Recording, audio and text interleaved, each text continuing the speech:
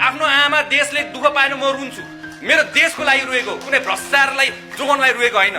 त्यही भएर म सानसम्म मेरो नेपाल आमाको लागि आँसु बगाएको, दुई थोपा भने आँसु बगाएँ। म त्यो भ्रष्टाचारी जस्तो मान्छेहरू होइन जसले चाहिँ आफ्नो नेपाल आमालाई माया नगर्ने, हाँसी हाँसी दुईटा टुक्का हानेर देश लुट्ने मान्छेहरू हामी पर्दैनौँ, हामी त्यसमा पर्दैनौँ है। त्यही भएर त्यो दिन पनि म हजुरलाई स्मरण गराउन चाहन्छु। यो जित मेरो विचारमा त्यो युवाहरूको बलिदानलाई हामीले स्मरण गर्नै पर्छ, सम्झिनै पर्छ।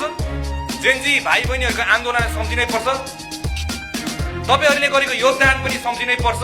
र हामी सबै नेपालीहरूले एउटा आशा बोकेर गरेको त्यो मतलाई पनि हामीले विश्वास गरेर अब नयाँ नेपाल बन्छ भन्ने एउटा आशा पनि गर्नै पर्छ होइन। मैले मेरो स्यालेरी बाँड्छु भनेर भन्दाखेरि तपाईँको धेरैजनालाई चाहिँ एकदमै छटपट्टि भएछ कि हाम्रो भाइलाई चाहिँ त्यति भाषण चाहिँ अगर्नु आउँदैन, तर काम चाहिँ गर्नु आउँछ है भनेर पठाउनु भएको।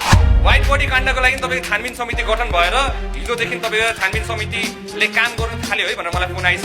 जहाँ कि तपाईँको चीनको भागमा चाहिँ तपाईँको ठुल्ठुलो बिल्डिङ छ उहाँको बोर्डरमा, हाम्रो भागमा चाहिँ एउटा त्यो पुरानो पिल्लर, यो तपाईँको ल्याउलाएको पिल्लर छ, त्यसमा एउटा नेपाल झन्डै तल्लामा झुन्डाएको छ कि। हाम्रो सान हो नि त, हाम्रो बोर्डर भनेको त हाम्रो इज्जत हो नि त तपाईँको त होइन। मैले मेरो स्यालेरी बाँड्छु भनेर भन्दाखेरि तपाईँको धेरैजनालाई चाहिँ एकदमै छटपट्टि भएछ कि होइन, धेरैजना छटपट्टि भएछ।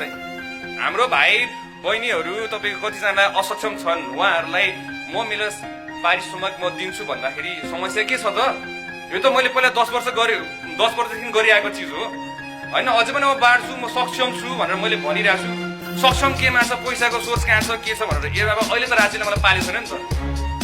म सक्षम छु होइन, मैले कमाइरहेको छु, मेरो घर परिवार पालिरहेको छु भने त म सक्षम छु होला नि त। अझै पनि राज्यले त मलाई पालेको होइन। मैले आफूले मेहनत गरेर, आफूले दुःख गरेर विदेश जान्न, आफ्नो देशमा केही गर्छु भनेर बसेको युवा हो। म सक्षम छु, म अझै पनि छु र अझै नै मलाई राज्यको कुनै सुविधा मलाई चाहिँदैन, मलाई यो स्यालेरीहरू चाहिँदैन। म स्यालेरीहरू मेरो भाइ बहिनीहरू जो पीडित छन्, जसको रगत र बलिदानले गर्दा आज हामी यो ठाउँमा उभिएछौँ, त्यसलाई बिर्सिनु हुँदैन भन्ने हिसाबले मैले चाहिँ गर्नु खोजेको। अर्को कुरा म हजुरलाई भनिहालेँ, तपाईँहरूले मलाई पठाइरहेको कारण चाहिँ सुगम गुरुङ एकदम एक्सन ओरिएन्टेड छ भनेर मलाई पठाउनु भएको हो कि भन्नुहोस्। धेरैजनाले भोट हाल्नु भएको, हाम्रो भाइलाई चाहिँ त्यति भाषण चाहिँ अगर्नु आउँदैन, तर काम चाहिँ गर्नु आउँछ है भनेर पठाउनु भएको।